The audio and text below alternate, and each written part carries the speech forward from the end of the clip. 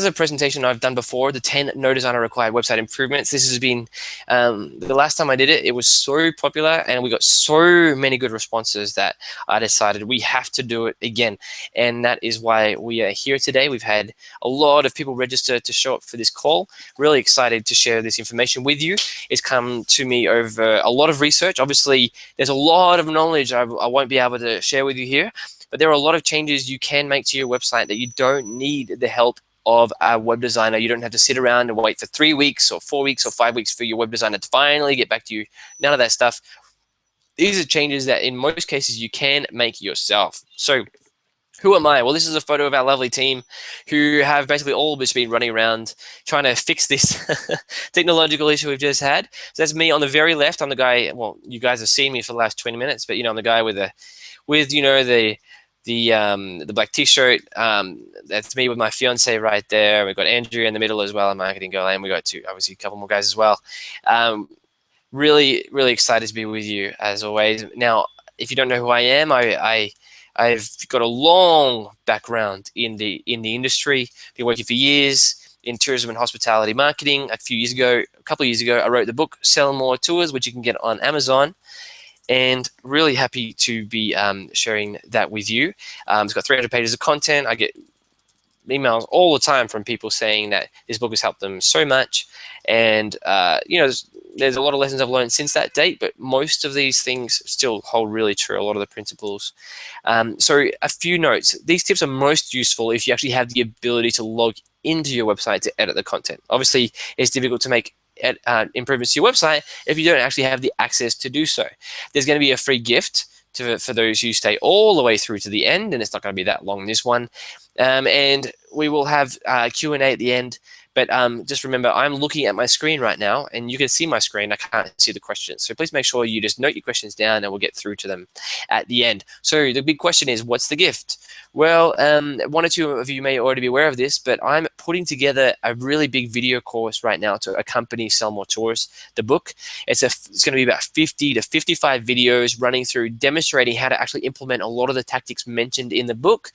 We've had some people go through the first video so far. So basically, I've gotten about 12, 15 videos recorded that are uploaded into the course. You're going to get free access to that. So if you hang around to the end, we're going to give you a link. You can register. You can get free access to that. I'm going to be charging $497 for this course on Udemy. That's right, $497 for this course, and I'm going to give it to you for free, and all you have to do is sit to the end. So let's talk about your website.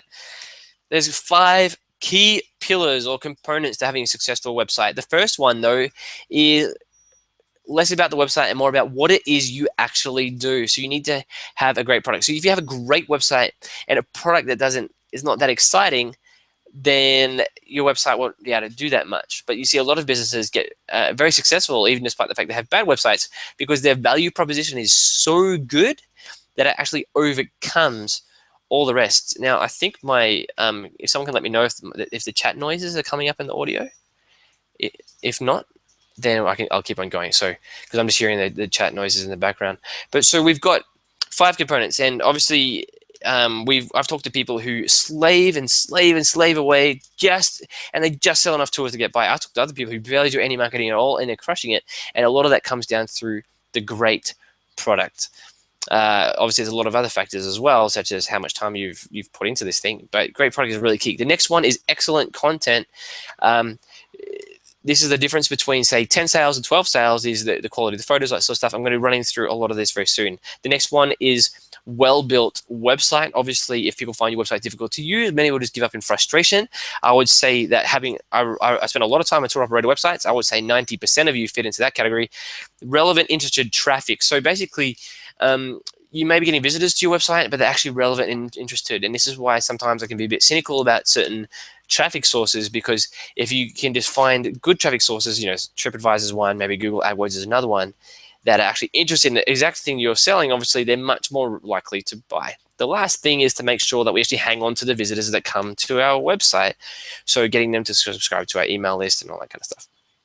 Those are the 5 big components. I'm going to be running through how to improve a few things with your website to make sure we improve it across those 5. So your website, I need to ask you a really big question today. Is it a weapon? And this question becomes more and more important the bigger the group size gets. It's one of the most important principles you need to understand if you're going to have a successful website. Because what you guys have, if you're in business, you're going to know that most of your bookings are not for individual people. Most people who book with you are 2, 3, 4, 5, etc. Which means there's one person who finds your website and discovers you first. And that person has the job of convincing everyone else to go with you. The better your website is, the better your website, your company, your product is a weapon in that conversation, because there's a good chance that there's a debate that's going on. There's one person who's got one thing they want to do, and there's another person that's got another thing they want to do. But if you can if in that conversation, husband and wife, boyfriend, girlfriend, boyfriend, whatever the actual makeup of that conversation is, the more you can use your website as a weapon, the more sales you're going to make. That's obvious, right? But another thing as well is groups. So if I'm representing on behalf of a group of 3, 4, or 5, the bigger the group gets, the more I'm thinking about how much I need to cover my butt if something goes wrong. If the tour is a disaster, will I be able to say, oh man, you guys should have seen it. Their website's amazing. They're getting amazing reviews. Have you ever walked out of a terrible movie where you chose the movie and you're like, but no, seriously, it was getting amazing reviews. I'm not sure what happened. Trust me, I promise you, I'll show you the reviews when we get home. Have you ever had that conversation? I guarantee you that 95% of you have had that conversation. And this is the way we all think. We think when I'm booking, when I travel with my fiance, it's generally my job to book the accommodation and she books the activities, right? And so when I'm looking at the accommodation, I'm always thinking, all right, does it look amazing? Does it look cool? Because if it's a disaster, I don't want to cut the blame. So is your website a weapon? So another thing I need to ask you is, how many bookings do you get per 1,000 visitors to your website? Do you actually know that figure? Very, very few operators actually can give me a proper answer to this figure. How many bookings do you get per 1,000 visitors? This is the most important question in online marketing. How many bookings do you get per 1,000 visitors? The second most important question is, where are your sales coming from? Right? But this is the most important one, because everyone has their own different rates of how many bookings they get per 1,000 visitors. Obviously, people who work with us, they get more because that's what we guarantee. If you have a website that's built 10 years ago, you probably get less. If you have a great value proposition, all that kind of stuff. So what we're going to do today is hopefully we can get it from 18 to 22 for you. Because if you just think about it, if I go from 20 bookings per 1,000 visitors to 22 bookings per 1,000 visitors, that's a tiny change. Right? I need to get 2 more bookings per 1,000 visitors. But if I'm able to do that, my business online at least has increased by 10%. So these are talking about tiny changes that can, like I said, just lead to 2 more bookings per 1,000 visitors. But the impact can be so huge, and that's why if you're focusing on trying to get more traffic, I would say most cases, that's a mistake. You should the number one focus should generally be your website first, because if you can take 1,000 visitors and can convert 20 instead of 10, you've doubled your business. All right, so let's talk about how to do that. The first thing we need to think about is the first 0.5 seconds. We do know that a significant percentage, it varies per website, but a significant percentage of people are affected by what happens in literally the very first 0.5 seconds of when they see your website. Right? So the first question is, does your website load fast? And this is a very interesting one, because we do know that despite the fact that websites load slower on mobile because people are on slower connections, people on mobile are actually less patient. They'll give you less time for your website to load. And we do know from many, many studies that in the first few seconds of a website loading, you lose 7% of sales for every second.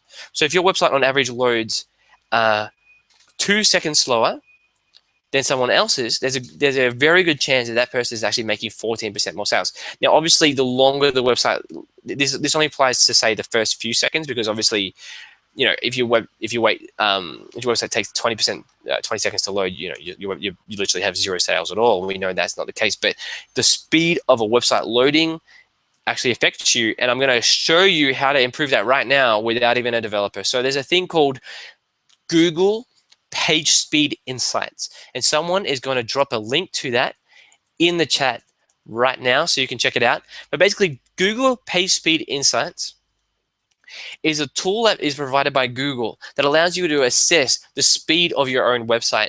And they're going to give you a lot of confusing things that maybe you haven't heard of before, have a lot of confusing suggestions. But if you go into it, you'll see there's an option for mobile and there's an option for desktop. And one of the biggest things Google looks at is the size of images. Now, it's not just about impressing Google, or obviously we want to improve Google, but it's also about just trying to impress our guests, trying to get the website to load fast as possible. All right. So if we can get it loaded fast as possible, the better. And optimizing images is a really good way to do that. So this is a website we built for a company in Tasmania, Australia. When we first built it, the initial score was 51 out of 100 with Google on desktop. Okay, in terms of the speed score. But in 30 minutes, I was able to change it to this, 88 out of 100, literally within 30 minutes work. And it may take a little bit longer for you guys, but it's totally worth doing this. And it's so simple because Google does most of the work for you. So all you need to do is put your URL, your website in there. And I hope someone's put Google PageSpeed Insights into the chat so you can check it out. But all you need to do is put your URL in there, click go, click on desktop, and scroll down to the bottom. And then you'll see a message saying download optimized image, JavaScript, and CSS resources. And you're going to be able to download a zip file. So if you click to download that zip file, it means what you can do is open it. All your images are there, and Google has just resized and compressed all of them. So all you need to do is take the images that Google's given to you. Make sure you back up the images that are already on your website, because occasionally Google just shrinks the image way too much, and then it's a bit of a disaster.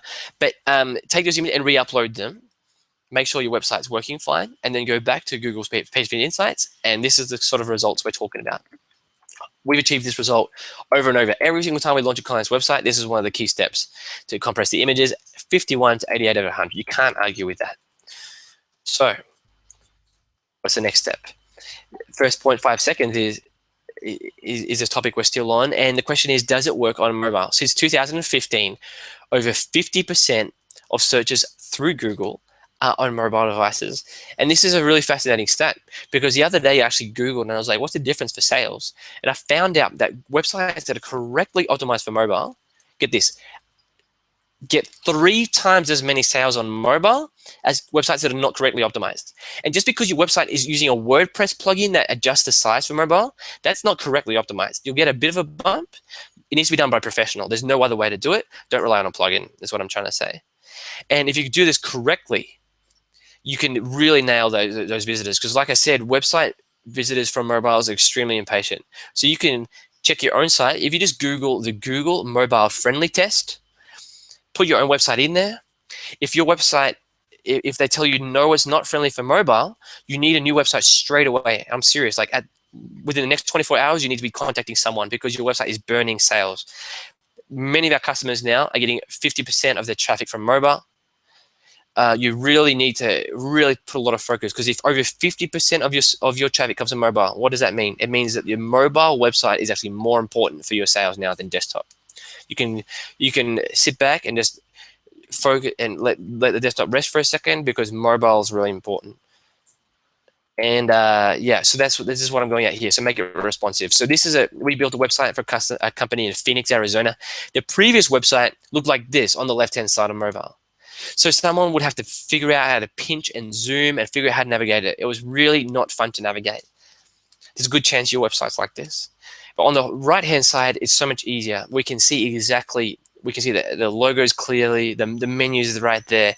The headline is extremely clear, which means I don't have to go around the website trying to figure out what this business does. I can see a point of difference, the 2004, 2015 TripAdvisor certificate of excellence. I can see a button. Everything I need to see is on that home screen. And this is the difference between an effective responsive website and an ineffective, non-optimized website. So we've taken care of 2 things in the first 0.5 seconds. What about the first 10 seconds? There's a really important quote. Now, I interviewed this guy. His name's Pep Laja. He's from Estonia, and he lives in Texas now. And he's actually probably the world's #1 expert on increasing website sales. And when I was setting up Tourism Tiger, I had the privilege to sit down with him at length, and he told me his entire process. And one of the things he told me was that clarity trumps persuasion, which means we always need to focus on clearness. There's extremely obvious 2 things: what we're trying to sell, and what is the next step that we want people to take. So I'm going to keep back 2 slides and show you. So if you compare these two, on the right hand side, it's extremely obvious what the website sells. It sells Phoenix and Scottsdale food tours, and the button, it tells me view tours now. That's clarity in both message and what is the next step. Okay, so we also need to pique their interest. First one, like I said, we need to be crazy obvious. Number 2, we need to not use sliders.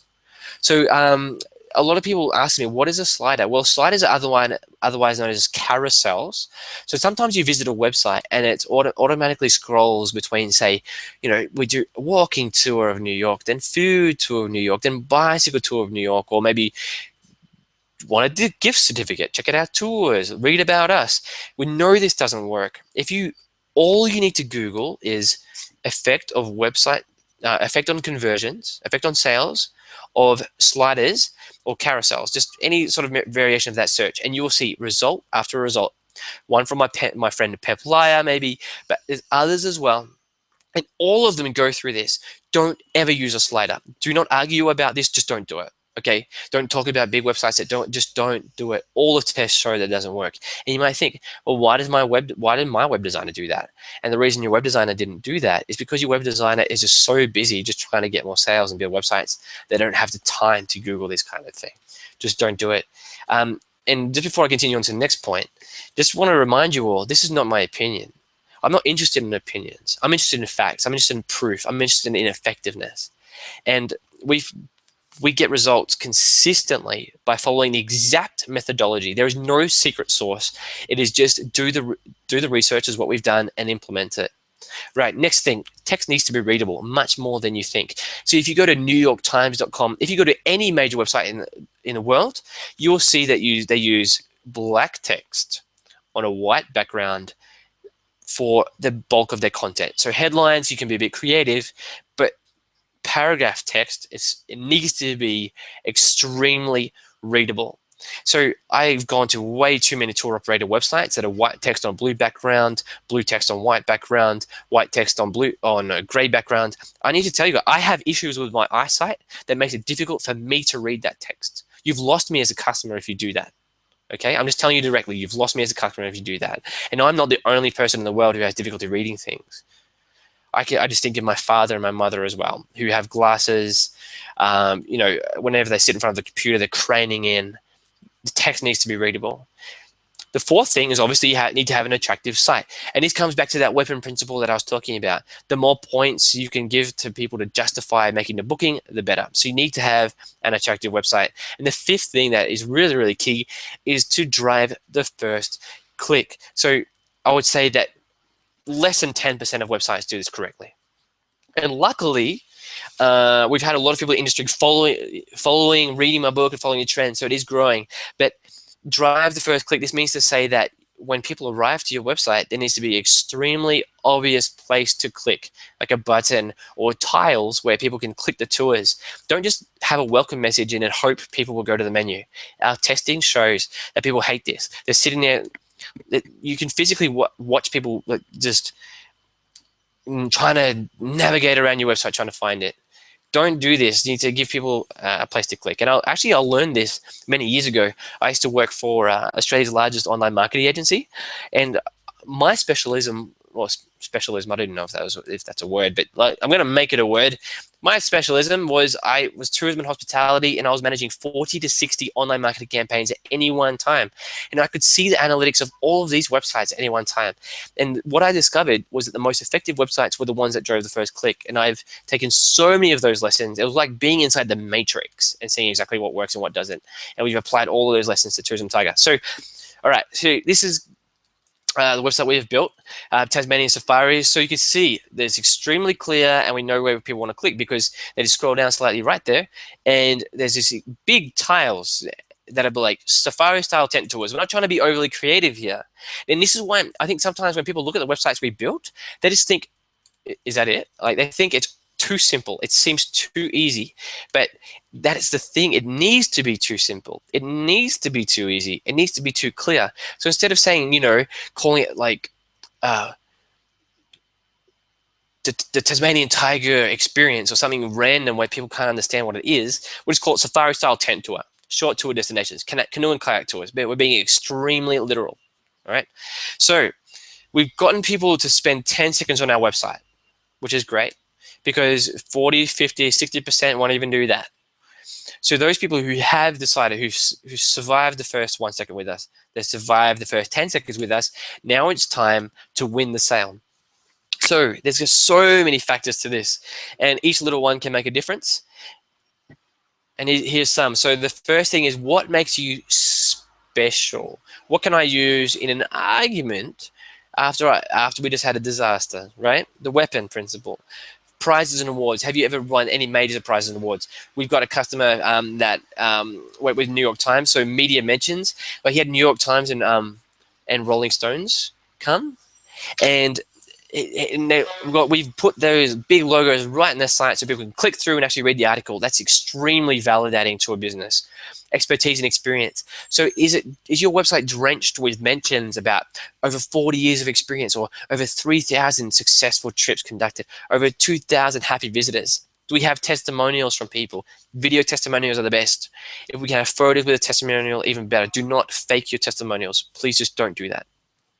I've had too many conversations with people who do that. It's just, honestly, it's an insult to our industry. Don't do it. Just use legitimate testimonials.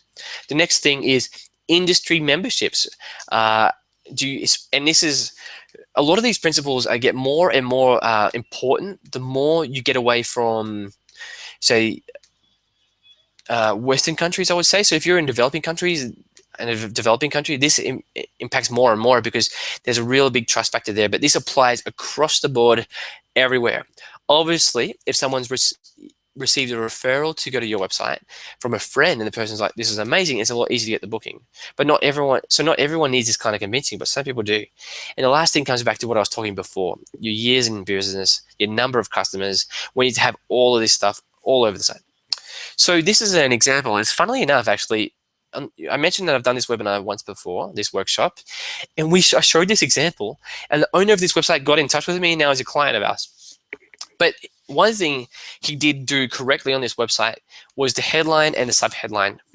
Perfect. World's best Dolomites walking tours. All right. So bigging himself up a little bit there, but very clear. Dolomites walking tours. Then the subheadline, over 1,000 happy guests since 1983. Okay, so this is a guy who knows what he's doing. Over 1,000 people have paid him to do it. He has a lot of experience. I know, at the very least, that this guy knows how to do the job. All right. So next thing, let's make an amazing about page. The more expensive your tours are, the more people will be looking at your about page, just to validate and just to make 100% sure that they're making the right decision. Which means if someone visits our about page, we need to ask ourselves, why would someone visit our about page? The answer is they're not convinced yet, which means we need to think, how do we convince them? We're not going to do that by putting a really boring story about how, Robin Jeans started their business in 1995, blah, blah, blah. No, it has to show personality. Also show authority. Talk about how you could talk about a little bit about your journey. You used to be a qualified, I don't know, you're a world mountain biking champion, just as an example, but you need to show how you're an expert. We need to have social proof as well. So showing photos of you on trips is a great way to do it, so people can actually see people enjoying trips with you. Testimonials, all that media mention, all that kind of stuff. If you have a video, even better. Because when people watch a video, it's just like with me. You can read a blog post and you'll be like, oh yeah, that's a guy who writes a blog post. But you're listening to me right now and you can hear my personality. You can hear how passionate I am about this. And this can only really come through really well with video, which is why we're redesigning our whole website right now, and we're going to be adding lots of videos to it. So this is a photo taken from the about page of one of our clients. So this is Ian from Adelaide. He's got a company called Escape Goat Adventures. And that's a goat. They're making a face at the goat. He's got a fun company, and the photo is great. Their homepage, their about page is also excellent. They talk about how, Deborah is the brains behind the company, and Ian's just the brawn, all that kind of stuff. The next thing is to take amazing photos. So great photos make it really easy to make a great website. So it's amazing the difference. We can use a really similar format on two different websites. One of them looks amazing, one of them looks okay, and the only difference is just the photos. To show yourself and your guests having fun on a sunny day. So we're looking for generally we're looking for relatively ideal weather conditions. And a few of you might be thinking, well, that website you just showed from that Tasmania company had a few clouds. I'll get into that in just 2 seconds. And we don't need to forget FBs. So tip 1, use photos that show what makes a trip with you specifically special. So we're going back to the value proposition. We're going back to clarity. If people can visit your website and instantly see what makes your, not just read, but see what makes your business special, boom. So this is a company in San Francisco. If you want to doubt whether this works, these guys are #1 on TripAdvisor in San Francisco. They went there within a few years, the #1 in the market.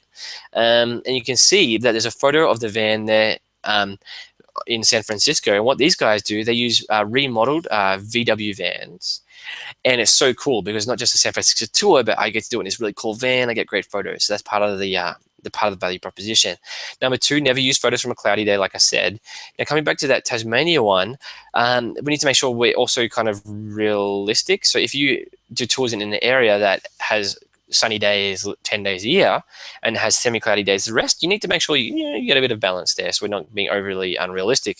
But other than that though, sunny days, just the difference is extreme when because think about it. When you visit a web, like when you have, I'm going to start that sentence again. When you get up in the morning and you look at the sky and it's full of clouds, how do you feel?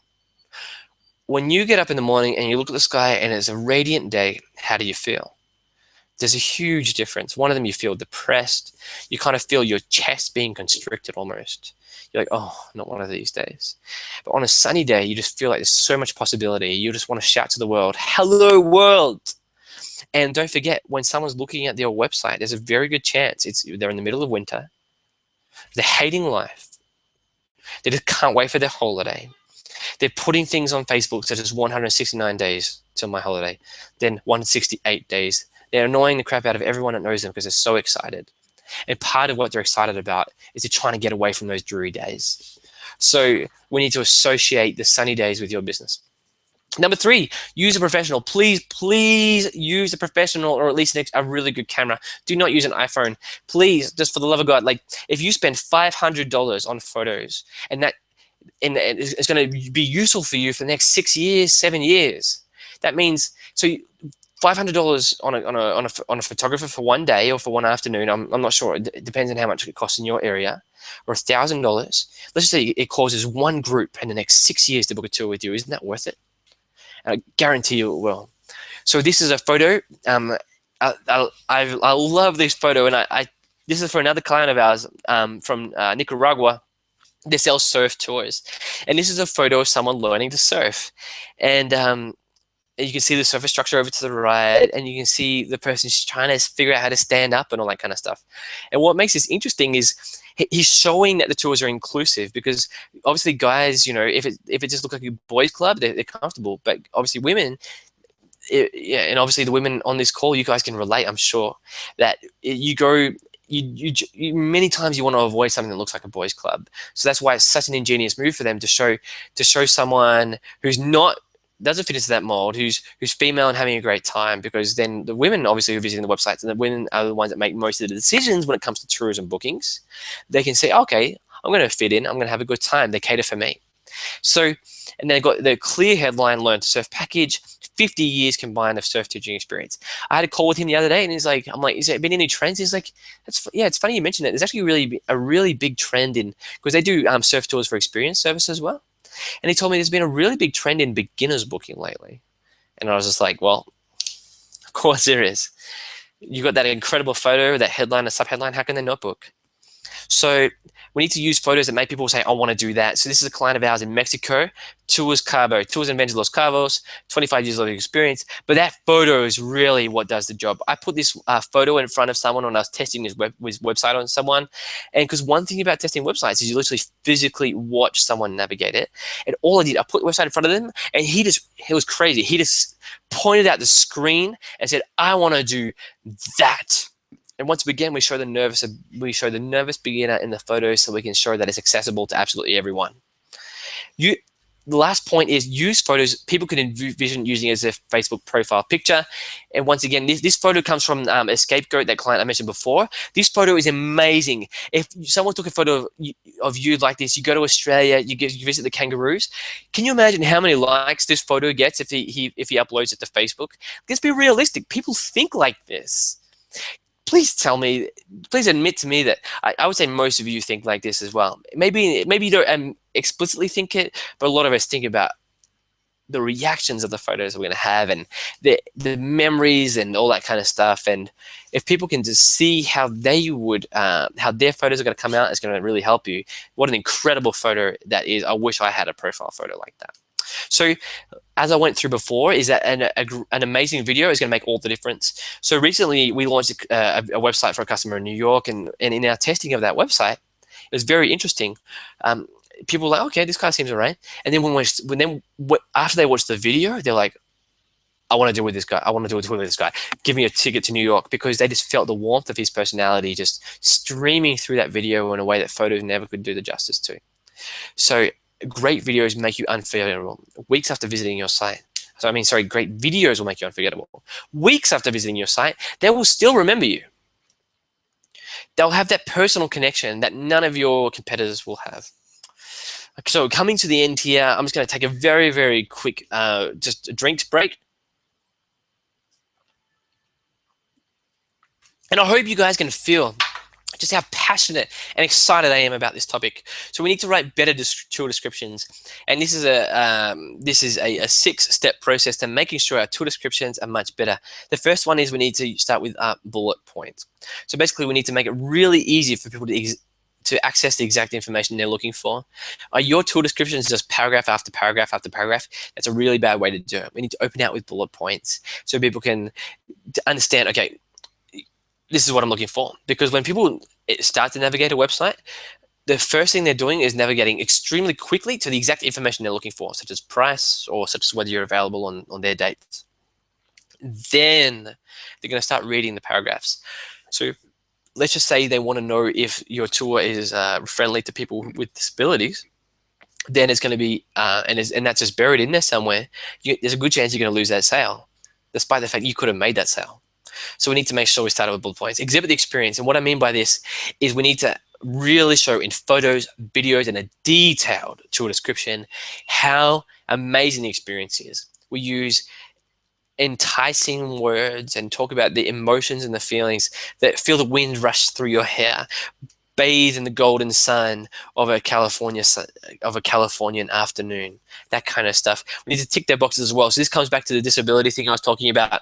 Also, it comes to things such as like many people that have 3 things they want to see in the city, and they need to see that they're going to be able to do it with your tour, right? So make sure that it's extremely easy for people to see through the photos, through the videos, and through the list of experiences they're going to have, saying the bullet points that you're going to be able to tick their boxes. The next thing is testimonials. So you need to have testimonials somewhere. Like I said, a video is better if you can do it. Next thing, we need to exhibit expertise. So somehow we need to show that we're absolute experts by just weaving in references to, say, maybe insider connections that you have. Maybe let's just say you do a food tour and talk about how you're going to be exclusively taken into the kitchen of this certain chef, and he's going to walk the guest personally through this. This is an experience that's not available to anyone else, that kind of thing, right?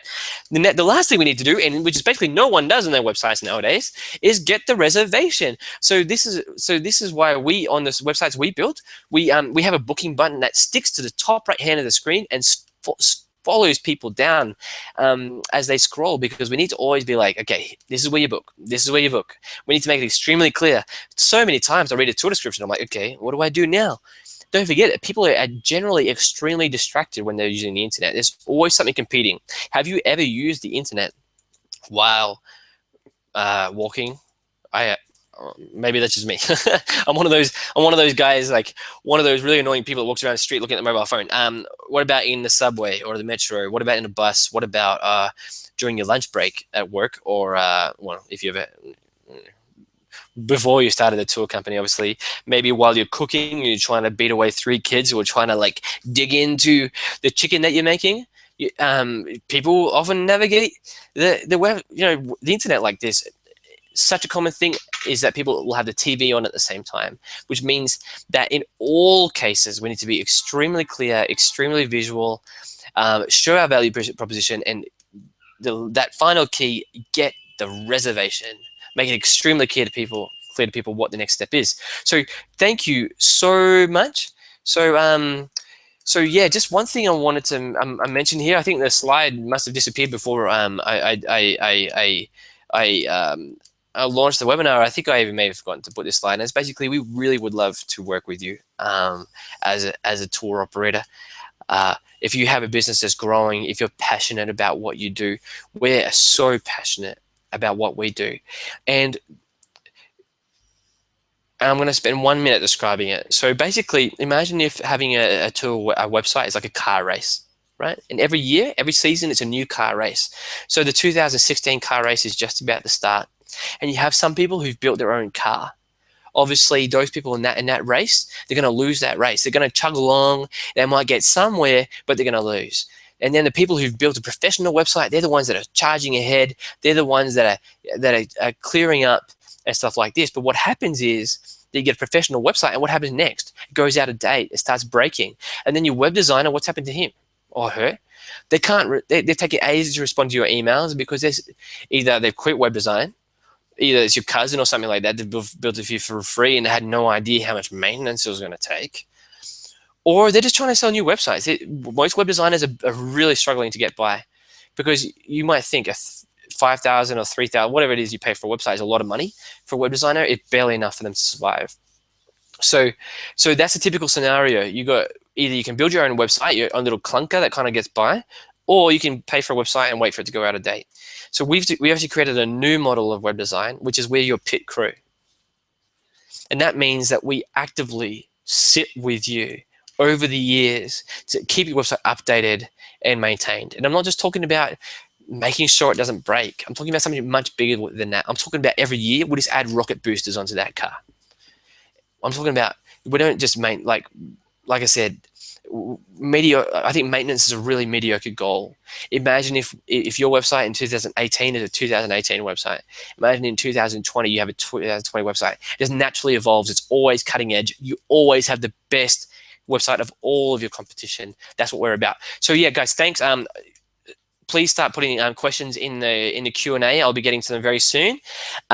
Make sure to get the free gift. We're going to link to the video of Sell More Tours. So the video course, just visit tourismtiger.com/workshop6, tourismtiger.com/workshop6. If someone could please so kindly be very kind and put that link in the chat, that would be extremely helpful. tourismtiger.com/workshop6, just so everyone else can have access to that link as well. If you want to have a chat with me, you can just book in my calendar. I need to tell you one thing, guys, though. We have a limited amount of spots that we can work with every month. We're a small business. We're not a huge business. And so you can work with our team, but we're only going to be able to take a few people. We've nearly run out of spots for this month. I think we're just got a couple of spots left, and we're actually going to running a reduced amount of spots in April and May.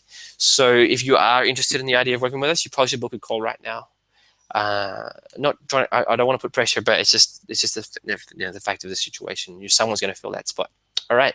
So I'm just going to take a little look at the chat screen right now and see if we have any questions. All right. I'm just going to start rambling on a little bit more. So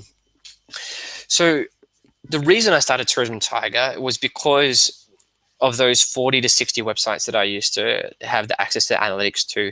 And I couldn't believe that so many websites were built so poorly. And I couldn't believe that web designers just knew so little about how to actually build an effective website. And then I would actually call these guys up, and I would realize just because they're bouncing from a plumber website, they're bouncing to a hotel website, they're bouncing to a tour website, they're bouncing to build a website for a construction company. How the heck are they meant to know what works for each industry? They got no way to do it. And it was funny, the people who built the websites that worked, I called them up and I was like, hey, okay, guys, what's the secret? And they said, and they didn't even know their clients' websites were working. It was just complete dumb luck. It was just random luck, and I couldn't believe it. I was like, surely there's a better way. And surely there's someone I can refer these clients to. And I went looking, and I went looking, and I went looking. And sure, if you want to pay a lot of money, there are options, and I can refer you to those. But if you're looking for something that's affordable, well, there wasn't nothing, and literally there's no other service in the world that does this thing of keeping your website up to date and getting even better and better in terms of effectiveness. So let's see. So, all right. So Jim says, should I get a mobile version of my website or make my website responsive? Is there a difference? So thanks for the question, Jim. So basically, yes, you should get a mobile version, a responsive version of your website. So basically, it's kind of like responsive is a mobile version of your website, but there's another way to do it, which is to build a separate mobile version. I think that's crazy.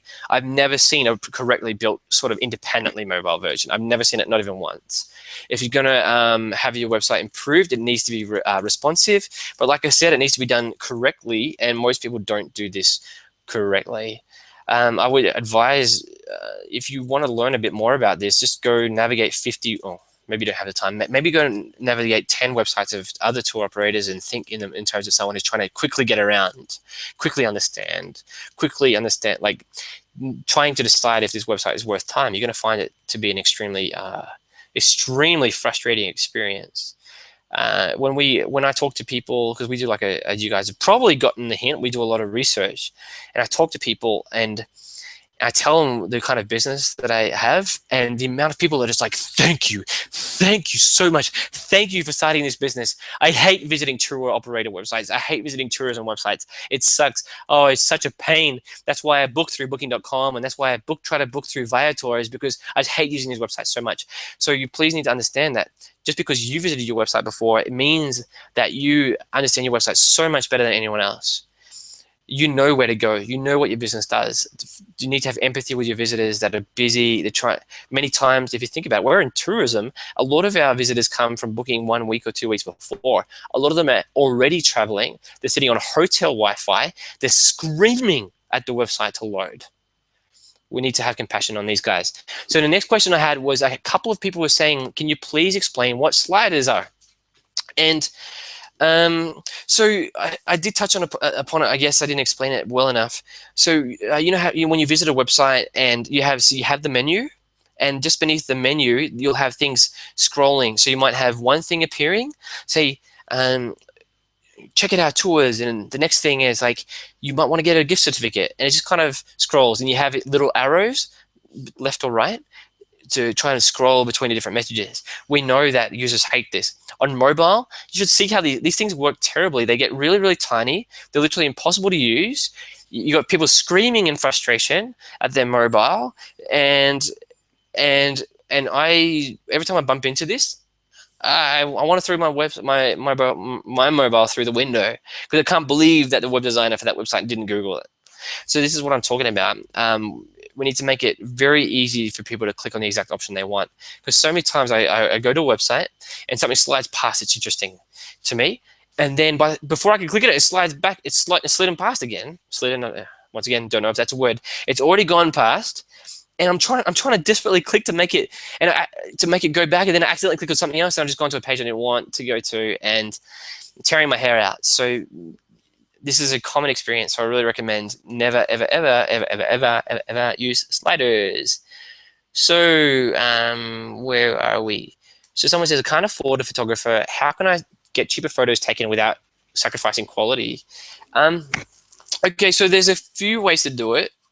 And once again, though, before I answer this question, you really need to have a mentality around making investments in your business. Great photos should get 100x return on investment for you. I'm being dead serious, 100 times. So you might want to spend $250 less. What's 100 times 25? It's $25,000. So it could be the case that you save $250 in the expenditure, and you just saved yourself $25,000 in future sales. And that's a super realistic proposition, by the way, that great photos can get you an extra $25,000 in sales. But let's just say you literally cannot afford it. That's fine. Everyone's been there. I totally understand. That's totally cool. So there's a few ways to do it. One way is to go to universities that have photography courses and say, look, I'm a relatively young business, or whatever the case may be. I'm looking for students that are looking to build up their portfolio. That's one way. Another way is to go to, say, jobs groups in like jobs Facebook groups. For example, there's one in the city I'm living in that has 13,000 people or something like that. You should put up, hey guys, I can't afford a full budget at the moment, but if you're a photographer looking for to develop a portfolio, I'm looking for photos right now. Another way to do it is just to buy a great camera and just learn how to use it. So there's a few different ways there. But yeah, I can't emphasize how important it is. And if you get a photographer, get them to take a few videos while they're at it, and then you can pay someone to edit it later. Also, the videos. Okay, so Lobanilla says, so the videos will be great for selling our tours, but this is actually going to affect loading time. What can we do without it affecting our speed? And basically, Google is fairly charitable. They understand that YouTube videos are really popular. So YouTube videos actually will actually help you with Google, because it will make the page seem more rich and more sort of informational than a website that actually doesn't have video. So you don't need to worry about that at all. Obviously, if someone clicks to watch your video, they're more than happy to wait. If someone doesn't want to click your video, that's fine. They'll just keep on scrolling. All right. So someone said, so Sarah, thank you so much for the question, Sarah, by the way. Oh, I accidentally skipped someone else's question, but I'll start with Sarah's. So what are your thoughts on links to other websites with associated products, and also thoughts on adverts on website? Especially, okay, I really strongly believe it depends on your business model, but basically, why would someone, so think about if you're going to advertise on someone's website, why would you do so? It's because you believe you're going to make a lot more money than what you spent on the ad. So you might believe you're going to get $10 in revenue for every $1 per click, which means that you're sending people away from your website for, say, 50 cents, $1 per click, that were prepared to spend 10 times that elsewhere, which means there's a very good chance you're sending money away from your website. So generally, there's one thing about websites is I talked about it before, is that avoiding distractions. So there's a really famous model of increasing website sales, and one of the biggest keys, it's called the Lift model. You guys can Google it if you want. And this is the model we use to design websites, the Lift model. And I talk about this on other webinars. But this Lift model talks about reducing distraction. So we need to make sure that we're not sending people to Facebook where they're going to get distracted, or sending people to Twitter necessarily. Obviously depends on a few things, but the key really is to make sure that there's basically the most minimal amount of options available to people outside of buying a tour from you. So the website just needs to direct them to one point, not to three. Someone says, is a lead capture form appropriate for a tour business homepage as the start of a sales process? I absolutely believe this is the case. And this is something we're encouraging our customers to do, and we're actually developing this for our system right now, where we're going to be making it much easier to put lead capture on the homepage, because by doing a lead capture, and just for anyone who doesn't understand that terminology, lead capture is just like getting people to sign up to your email list, offering maybe offering an incentive, like download our free guide to Santiago, or like download out, or get the insider tips, the top 5 hidden secret restaurants of Mexico City, or whatever, right? And then people subscribe, and they receive our emails, and they feel that expertise. And this is something I didn't have the time to talk about today because I went through so much, but absolutely we do advocate this. I think the more the longer your tours are, so if you do say 7 to 10 day tours, for all of our clients who have multi-day tours, we advise this because people book this with a lot of time in advance. So it means people subscribe, they receive say 8 emails from you automatically on Drip, talking about this sort of stuff. It's amazing. So we actually will set this all up for you, by the way, for our clients. Obviously we charge for it, but you'd find it's pretty affordable, and obviously if it gets 1 or 2 bookings, you're ahead. So it's pretty good. Jim says, my business is pretty small at the moment, and I don't have a ton of revenue coming in. Would you recommend spending money on advertising to get people to my site? So that's a pretty it's a question with many layers. So Jim, I guess my first thing to recommend is to take care of as many of the sort of sources where you can invest time as opposed to money, right? Because obviously you're growing, which means you probably have time in abundance, hopefully. And so what that means is that we've got that list that if you visited our website, you probably noticed that we have that list of 92 places where you can list your tours. Go do that. Maybe go get some amazing photos if you're able to take those yourself. Go try to build your rankings up on those sites. So let's just say you're on TripAdvisor and you haven't responded to all of your reviews. Go respond to all of your reviews, because that if you leave great personal, interesting reviews, responses to your reviews, that means you actually increase your chances of a booking from TripAdvisor by 25%, which is a tactic that I actually go into on other online workshops. But yeah, so basically, Jim, I do recommend doing as much as you can first, but then testing advertising is a great idea. The thing is, first go through and take all the tips out of this workshop, though, because like I said, if you get 10 bookings per 1,000 visitors or 20, that can make the difference between whether your advertising is profitable or not. But we have customers that do 95% of the business through AdWords, so I think it's totally worth trying. There's a few things worth mentioning here, though. It depends on the market. Obviously, if you do day tours in New York, unless you have a specific niche you focus on, it's going to be very tough. But I know a small business who is crushing it using Google AdWords in New York because she has a specific niche, right? So you've got to think about all this kind of stuff. All right. So Nigel, wait, sorry, Nigel, I'll get to you a second. Hans says, what should I emphasize if I haven't been active a lot of years and many visitors yet? So obviously this is a really good question. So just try to use what you've got. So you can talk about your actual experience in the field. So let's just say you have memberships or experience as an actual professional in that field before you decided to say, I've been a rafting guide for 10 years. And now I've started this business. That's cool. If you don't have any professional experience in the field, then obviously you're going to be scratching around a little bit. But what you can often do, for example, what I would do in your circumstance, and it may be tough, but I would see if I can find local travel bloggers or something like that, get them to come on my tour, get them to write about it, and I can quote their blogs, and people can visit the blogs and see how amazing the experience was. I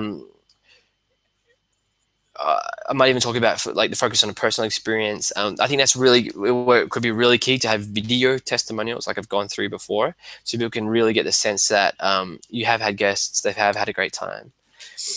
All right. Nigel says, do you also set up the sales process and landing pages? Is that Nigel from Britain, by the way? Let's check. I'd like to hear if it is. So Nigel, yeah. So the sales process and the landing pages. So we do set up the overall website with the tours and that kind of stuff, which can be used as landing pages. AdWords specific landing pages we don't yet do as a thing in terms of it's a niche service that some people do where you specifically set up a page for just for AdWords visitors. But our websites, we know they're effective. We know a lot of AdWords visitors go to the websites we do build, so they've been useful. The funnel of actually using our website, basically, when someone visits our website, we try to get to load as fast as possible. We want to make it clear as possible, attractive as possible, give them an obvious click. All of that is part of the landing page process. So Nigel says, it is me from the UK. Well, Nigel, just to give people a bit of context, Nigel's actually a client of ours. And we're building his website right now. So, yeah, Nigel, we're obviously extremely excited to get your website live, and I think you're going to find it's going to be very effective, very user-friendly, and you're going to get a lot of positive comments, because that's what a lot of people experience. And one thing for those people listening, Lobanilla says, what do you think about live chats in the webs? I would say that's something just worth testing out. I haven't seen any positives or negatives either way. I've never seen any data about it, although the live chat software, there's a lot of them, and they've had all the time in the world to prove it. But it's worth checking out, especially for a little while, because if people are asking questions that the website should be answering, then you can just edit the website and make sure the website actually answers those questions. So we have the ability. So if someone picks a live chat software, we can embed that, no problems at all, and several of our clients use that, no problems at all. So one thing I actually want to mention here, guys, is that as an expert, if you say that you actually know what you're doing, then you should actually put your money where your mouth is. So obviously, while we do charge to build websites, we actually guarantee that you'll be satisfied, and within the first year you can ask for a refund. So that's pretty cool. So Anon says, Sarah, hey again, Sarah. How do we find out what all the different areas we will need? You're talking about landing pages, etc. Do you have a menu of services and what else we would need outsourced? So it's funny. So this is the sort of thing we'd go through on a call, because as your expert, we'd have to match you with the right services. I don't really believe in just selling everyone everything, if that makes sense. So But yeah, so what we do at the moment, we build the website, we host it, maintain it, ongoingly improve it, all that kind of stuff. We also, at the moment, what we do, we'll set up retargeting as well. So we'll design an ad. So retargeting is where someone visits your website and then they see your ads all over Facebook. So we set that up. And we also do this. We're also right now. This is a brand new thing. We're doing the things where we'll actually write the lead magnet, which is that guide to Santiago or Tokyo or whatever, and then we'll write the 8 to 10 follow-up emails for you, and we'll set the whole thing up. So all you just need to do is just pay your invoice, and we'll do all of that. The thing with retargeting, obviously, you're paying money to Facebook directly there. But so we don't charge a monthly for that. We just charge a setup fee for both of those things at the moment. So yeah, if anyone is interested in either one of those services, just get in touch and we'll put that into the package. Okay, so that seems like that may be it for everyone. If anyone has any more questions, just let me know. We've still got 20 people, which is pretty cool. But yeah, guys, like I said, we're so excited and passionate about this space, and some of the improvements we have coming to our website system are insane, and we're so happy to be doing that. So thank you everyone for your questions. Thank you so much, especially, I think everyone who asked questions asked multiple questions. Lobanila, Sarah, Nigel, who else asked questions? Lobanila is how I pronounce it, I'm sorry. Jim, thank you so much. Hans, thank you so much. So Hans said, should the website be targeted just on sales? And no, Hans, so the social media thing is really debatable. I'm in the camp of once someone's on your website, that's not a good idea necessarily to send them to social media, especially not in the first few moments of your website, because Facebook is a professional distraction engine, right? A professional distraction engine, which means their whole goal when you put widgets on your website is to get people to go back to Facebook and just waste an hour and they've forgotten all about you. So I'm really nervous about sending people back to Facebook, but I do believe you should have a link. So the way we balance it is we just put little Facebook and Twitter icons around, in the footer and the header for people who are specifically looking for that. But unless someone's specifically looking for that, I'm very nervous about sending them away from your website. Lobania says, yes, it is Lobania. Great, Matt. Thank you very much. Pura vida from Costa Rica. Gracias, Lobania. Un placer tenerte en la llamada hoy. Everyone's saying thank you very much. Sarah, Sarah says, okay, wow, man, we have so many questions today. I love it when people ask questions. Sarah says, what do you think about blogs? Sarah, I have a few opinions about blogs. I do go into this in a lot of detail in my book, actually. But blogs are kind of like, either you're really excited about it and you have a plan, in which case you should do it. But if it's just a thing that you feel like you should be doing, don't do it because it's not going to work. The only blogs that really work out are the ones that, well, either you've got an excited staff member who you're just paying to do it and it happens. But if you're relying on yourself to do it, you need to make sure that you can instantly, like if I asked you, Sarah, to think of 100 blog topics right now in the next, say, 2 hours, could you do it?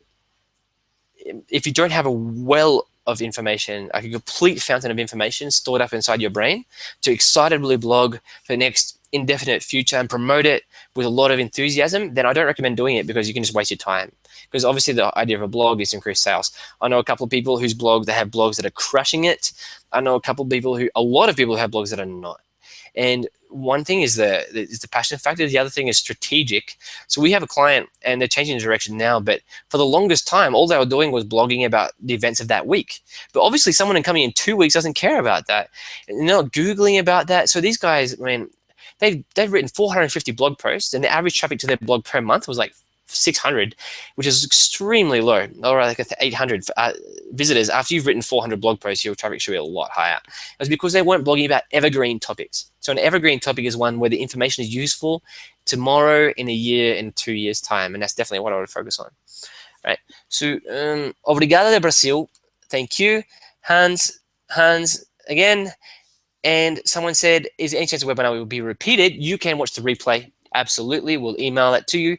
Jim from Seattle says, needing help with those sunny pictures. So Jim, I think you're in your case, it's one of those things where you may may just have to bite the bullet and show something that's a bit more realistic to Seattle, because Seattle's like one of the most famously rainy cities in the United States, right? Cool. All right, guys, I actually have to run. I've got to jump ship. It's been really, really a pleasure to sit here, give you all this information, answer all your questions. I can't. I'm on cloud nine. I love nothing better. Thank you so much again, and hopefully I'll be talking to at least one or two of you soon.